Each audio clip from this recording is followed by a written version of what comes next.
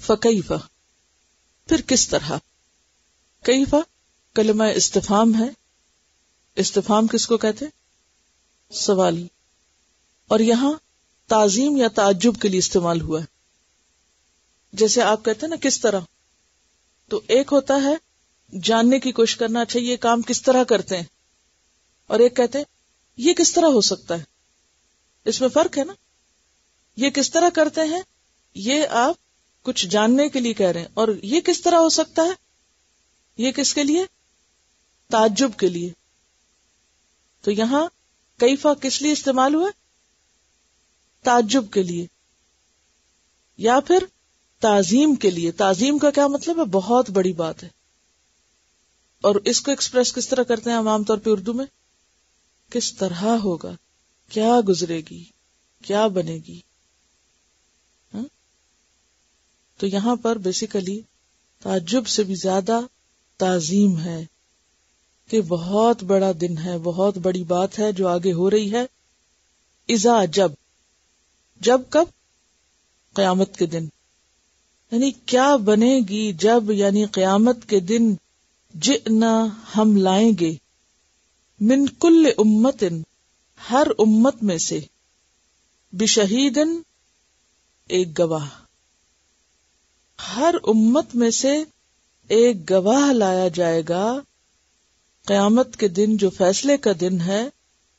اور وہ گواہ آ کر اپنی امت کے بارے میں گواہی دے گا کہ میں نے ان کو پیغام پہنچا دیا تھا.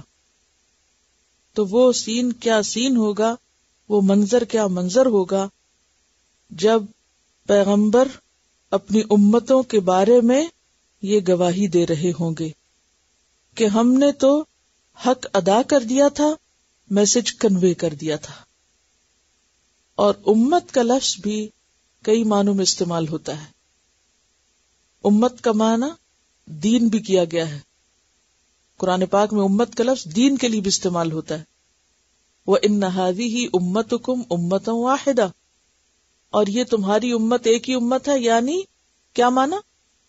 تمہارا دین ایک ہی دین ہے، یعنی اول سے آخر آدم سے محمد صلی اللہ علیہ وسلم تک ایک ہی دین ہے. اسی طرح امت کا لفظ جو ہے وہ گروہ کے لیے بھی استعمال ہوا ہے، جیسے کہ یہاں پر اس آیت میں.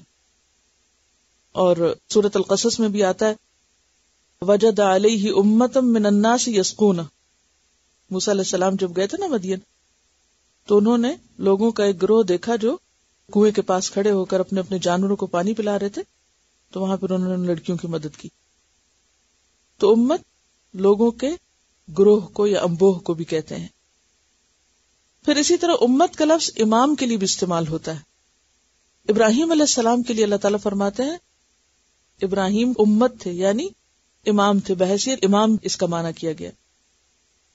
پھر امت کا لفظ جو ہے وہ زمانے کے لیے بھی استعمال ہوتا ہے. زمانہ. وقال الذی نجا منہما وادکر بعد امت، یہ سورۃ یوسف میں آتا ہے کہ وہ دو لوگ جو یوسف علیہ السلام سے خواب پوچھنے کے بعد نکل گئے، اور ان میں سے ایک کو ایک عرصے کے بعد وہ بات یاد آئی. کون سی؟ جو یوسف علیہ السلام نے کی تھی کہ میرا ذکر کرنا.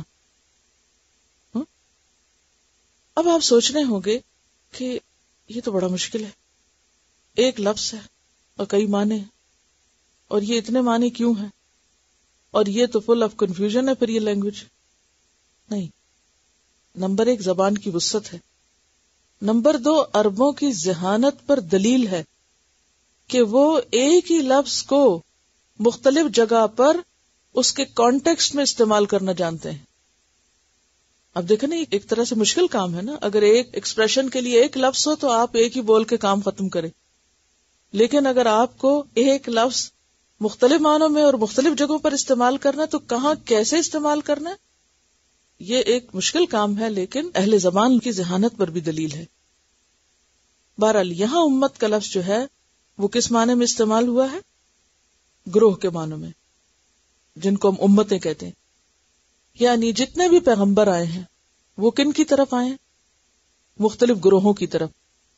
قیامت کے دن کیا ہوگا؟ پیغمبر بھی کھڑے ہوں گے اور ان کی امتیں بھی کھڑی ہوں گی. اللہ تعالیٰ ان سے پوچھیں گے کہ کیا تم نے پیغام پہنچا دیا؟ تو وہ کیا کہیں گے؟ ہم نے پیغام پہنچا دیا. اچھا، اس کا پھر اثر کیا ہوگا؟ کوئی شخص یہ بہانہ نہیں کر سکے گا کہ مجھ تک تو حق پہنچا ہی نہیں تھا، میں کیا جانوں. وجئنا بک، اور ہم لائیں گے آپ کو. آپ کون ہیں؟ محمد صلی اللہ علیہ وسلم. آپ کو بھی لائیں گے، یعنی گواہ بنا کر. علی ہؤلاء، ان لوگوں پر. کن لوگوں پر؟ امت محمد صلی اللہ علیہ وسلم پر. شہیدن، گواہ بنا کر. اسی لیے آپ دیکھ رہے ہیں کہ آپ صلی اللہ علیہ وسلم نے حجۃ الوداع کے موقع پر سارے مجمع کے سامنے ان سے ایک سوال کیا تھا، اور 3 بار کیا تھا. الا هل بلغت، لوگوں کیا میں نے پیغام پہنچا دیا؟ تو لوگوں نے کیا کہا تھا؟ آپ نے پیغام پہنچا دیا، آپ نے امانت کا حق ادا کر دیا. تو اس موقع پر آپ صلی اللہ علیہ وسلم نے آسمان کی طرف انگلی اٹھا کر کیا کہا تھا؟ اللہم اشہد، اللہ گواہ رہنا. اللہم اشہد، اللہم اشہد. 3 بار، 3 دفعہ سوال کیا، 3 دفعہ لوگوں نے ہاں کہی، اور 3 دفعہ آپ نے آسمان کی طرف شہادت کی انگلی اٹھا کر اللہ کو گواہ بنا لیا کہ کل کوئی یہ نہ کہے کہ میں نے پیغام پہنچانے میں کوئی کمی کی ہے. تو یہاں پر آپ دیکھیے کہ اس منظر کو واضح کیا جا رہا ہے کہ ذرا سوچو تو صحیح کہ اس وقت بنے گی کیا کہ جب ہر امت میں سے ایک گواہ اٹھے گا اور وہ اپنی اپنی امت کے بارے میں گواہی دے گا. اللہ کا مطلب ہوتا ہے ان کے خلاف، اور امت محمد صلی اللہ علیہ وسلم پر کون گواہ ہوں گے؟ خود محمد صلی اللہ علیہ وسلم. اب سوال یہ پیدا ہوتا ہے کہ پیغمبروں کی آمد تو ختم ہو گئی ہے، نبی صلی اللہ علیہ وسلم خاتم النبیین ہیں، تو کیا اب باقی رہی ہوئی انسانیت کو کسی گواہی کی کوئی ضرورت نہیں؟ تو وہ گواہی کون دے گا، اور وہ کون ہوں گے گواہ؟ امت محمد صلی اللہ علیہ وسلم. وَكَذَلِكَ جَعَلْنَاكُمْ أُمَّةً وَسَطًا لِتَكُونُوا شُهَدَاءَ عَلَى النَّاسِ. جو کام پیغمبر کیا کرتے تھے، اب پیغمبروں کے بعد وہ کام کس کو کرنا ہے؟ امت محمد صلی اللہ علیہ وسلم کو کرنا ہے. اور اسی لیے کہا کہ ان العلماء ورثۃ الانبیاء، کہ علماء کون ہیں؟ انبیاء کے وارث ہیں. نبی صلی اللہ علیہ وسلم کے بعد آپ کی امت کے علماء کا کام کیا ہے کہ وہ اس پیغام کو لوگوں تک پہنچائیں. اور اگر علماء نہ پہنچا رہے ہوں تو ذمہ داری ساقط نہیں ہوتی. عوام الناس کا بھی فرض ہے کہ وہ اپنے علماء کو اس بات کے لیے مجبور کریں، تیار کریں، اور سارے مل کر سوچیں کہ یہ امانت جو آج ہمارے ہاتھ میں ہے، ہمارے پاس ہے، حق کو پہنچانے کی، اسے ہمیں آگے پہنچانا ہے. اور قیامت کے دن اس کے بارے میں پوچھ ہوگی کہ یہ پہنچایا یا نہیں پہنچایا. کیوں؟ اس کا پہنچانا اتنا ضروری کیوں ہے؟ اس پیغام کا، حق کا پہنچانا اتنا ضروری کیوں ہے؟ لوگوں کی نجات کا انحصار اس پر ہے. لوگوں کے حساب اور ان کی معاد اور ان کے انجام کا انحصار اس پر ہے. کس پر؟ ان کے پاس حق پہنچا یا نہیں پہنچا، اور پہنچا تو انہوں نے قبول کیا یا نہیں کیا. کیونکہ اگر پہنچا اور قبول انہوں نے نہیں کیا تو ذمہ دار کون ہوں گے؟ وہ خود ہوں گے. اور اگر پہنچانے والوں نے پہنچایا ہی نہیں تو پھر ذمہ دار کون ہوں گے؟ پہنچانے والے. آپ کو معلوم ہے کہ اس آیت پر ایک بار نبی صلی اللہ علیہ وسلم کس قدر روئے تھے.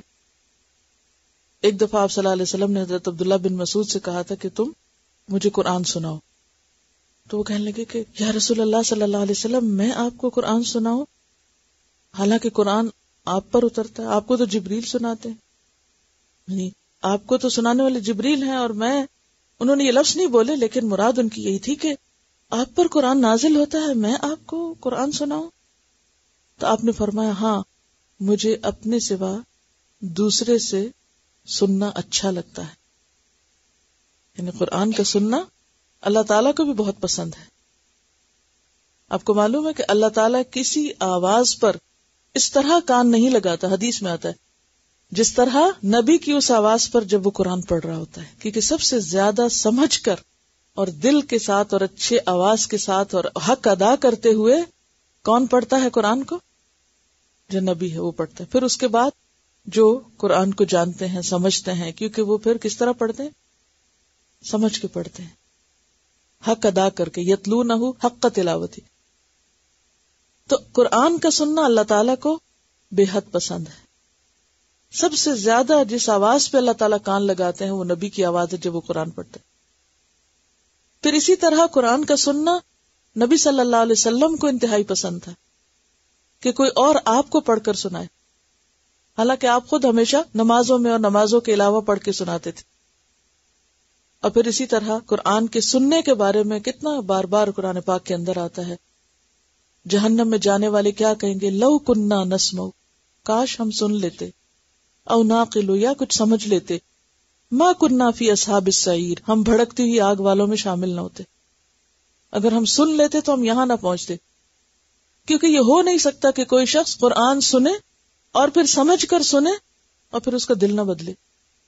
اگر واقعی وہ اس پر توجہ کرنے والا تو یہ دلوں کو پگھلانے والی چیز ہے.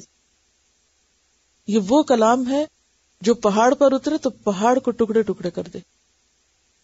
تو یہ قرآن کا سننا جو ہے یہ ایک بہت ہی اہم چیز ہے.